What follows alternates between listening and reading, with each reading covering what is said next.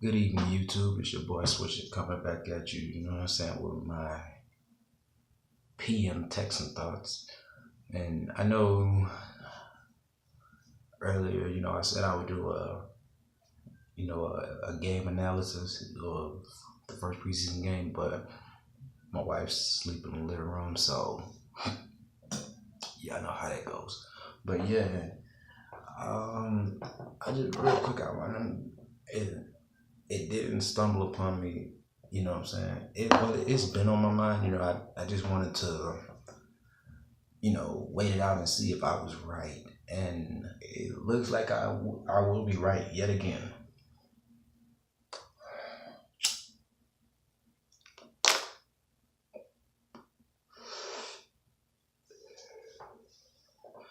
Now, I'm pretty sure you all wonder what I mean by that. And this is exactly what I mean.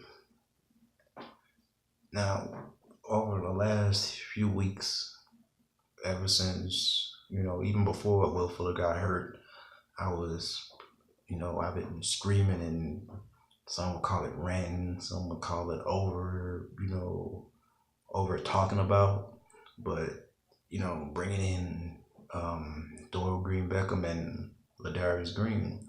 Now, I get it. I get why they aren't doing it for multiple reasons. With both guys, they somewhat have health concerns, but I mean, like I said, if this is a spread the ball type of offense to where you know guys like Ladarius Green won't he won't have a high volume, you know what I'm saying? He won't be catching a high volume of passes, you know what I'm saying? He'll be used as a decoy sometimes, but I mean, if he's open, shit, why not try to hit him?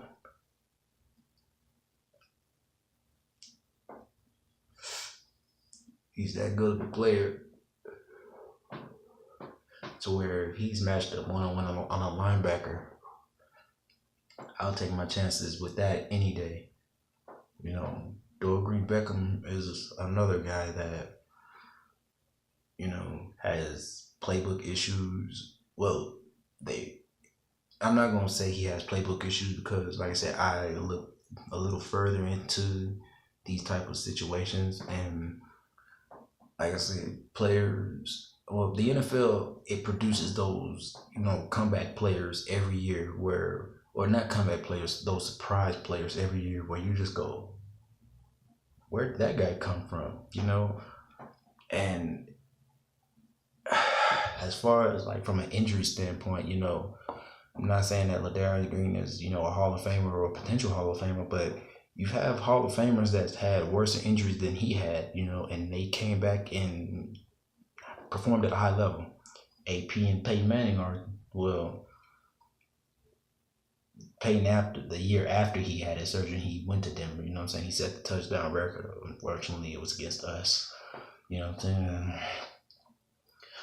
When AP tore his ACL, he came back the next year and led the league in rushing. So you guys are constantly talking about injuries and all that for Ladarius Green, like concussions and whatnot. Like I said, if he's making chunk splash plays and hopefully they're going for touchdowns, you know what I'm saying? How can he get a concussion if when he's running past people, when there's nobody in front of him to hit him? Because I can guarantee you there is only maybe one or two, I'm not going to say two, maybe a handful of linebackers in the league right now that can run with Ladarius Green stride for stride. And guess what? Everybody else is feast time. Straight up. You know what I'm saying? With Doyle Green Beckham, everybody say, well, he has playbook issues. I beg to differ. Look at the two teams where he was at. Now, can you honestly say that they had any offensive proficiency? I mean, don't get me wrong. Tennessee did get better, you know what I'm saying, moving the ball when they did let him go. I'll give them that, but they wasn't a top 5 offense, you know what I'm saying? Long story short, what I'm getting at with with DGB, the two places he was at, they didn't have great offensive coaches. Whereas in Houston, you have Bill O'Brien and his coaching staff that are highly known for developing players, highly known for taking scrubs and or guys that are, from the previous year, they were known as scrubs, AJ Boye. You know what I'm saying? And next thing you know, these guys are betting on themselves and going out and getting, big time money. You know what I'm saying? And that, like I said, just look at the Texans history, man, and look at how often that happened. Just look how often that happened. You know what I'm saying? You'll be surprised. Real Texans fans, they already know what I'm getting, and they probably shaking their head at this point of the year, like, yeah, man, I understand, bro. I understand completely. And yeah, and it never fails. You know what I'm saying? But I mean, like I said, those two teams, they didn't have,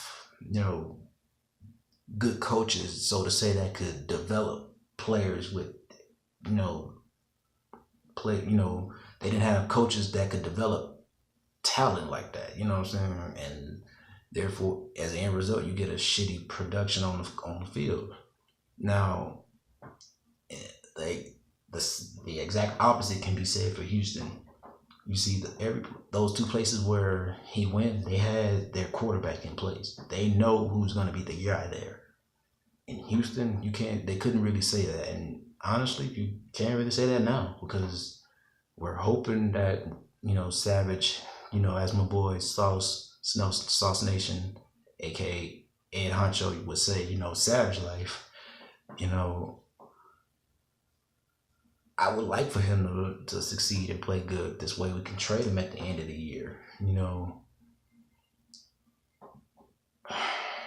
But, I mean, like I say, it's the NFL. You never know how things are going to happen. So, like I say, you just got to go with it sometimes. I mean, but like I said, going back to the DGB thing, man, I believe in our system, and I'm not letting it go, because I said it once, and I'm gonna keep saying it. I wasn't wrong about going all in, having the Texans go all in to try to go and get Bernard McKinney. Guess what? That turned out to be a good move.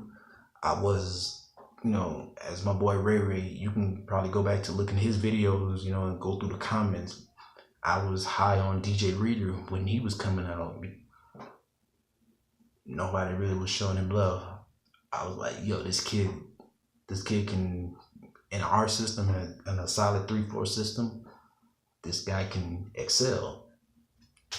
Guess what? Houston goes out and get him. They trade up, I think, in the later rounds to go get him, and now he's filling Vince's shoes. You know what I'm saying? So, wasn't wrong there. Will Fuller, the jury's still out on him, you know what I'm saying, because he has to now recover from that collarbone injury. And Jalen Strong,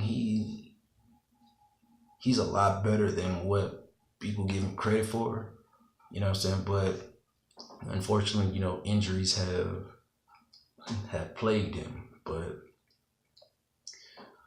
overall, just to get to the gist of everything, to sum it all up, I really believe Houston is avoiding guys like Ladarius Green and Dorian Beckham, because, for one, they don't want to, quote unquote, step on DeAndre's toes. And what I mean by that is, say they go out and get him, and Dorian Beckham all of a sudden has a breakout, a super breakout year, and say he has like 1,300 yards, 10 TDs.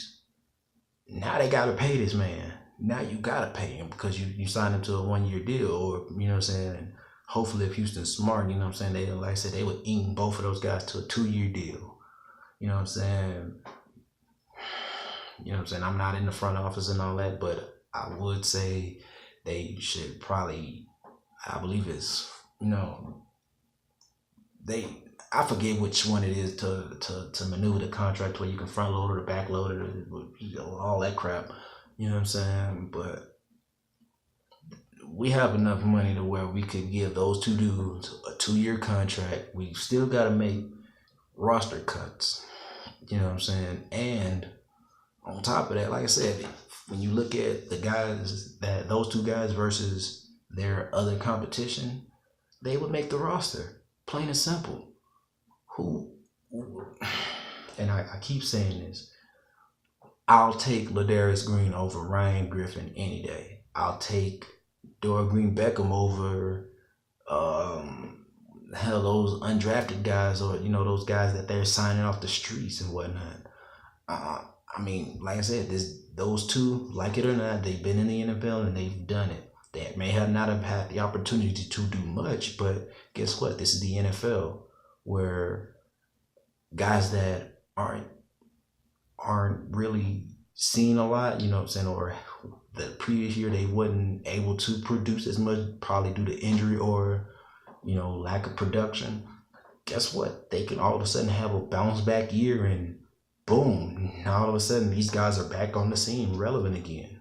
But man, like I said, shout out to my boy Ray Ray. Shout out to that boy El Sticky Lair. Man, I shout out to that boy El Sticky Lair, man. Dude has been generating a huge buzz, man, and I like that, man. Keep it up, bro. That's what's up.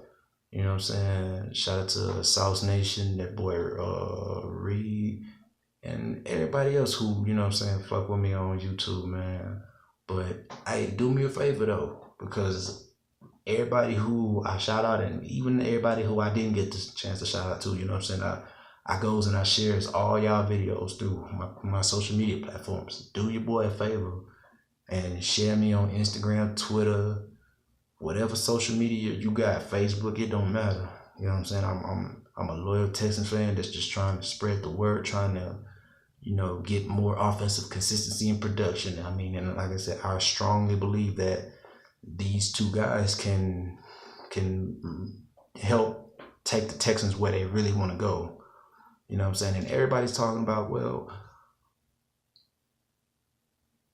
if you go ahead and bring these guys in, how are you going to have enough money to pay Hop and Clowney and all that?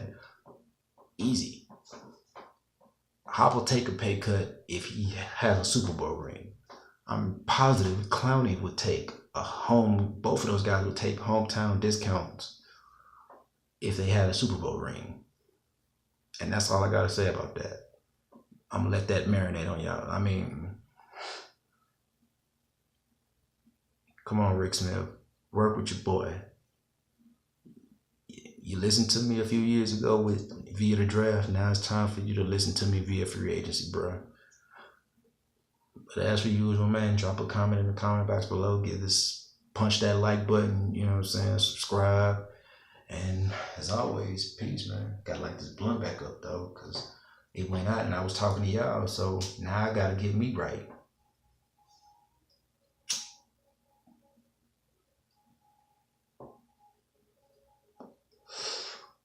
That killer. And I'm out.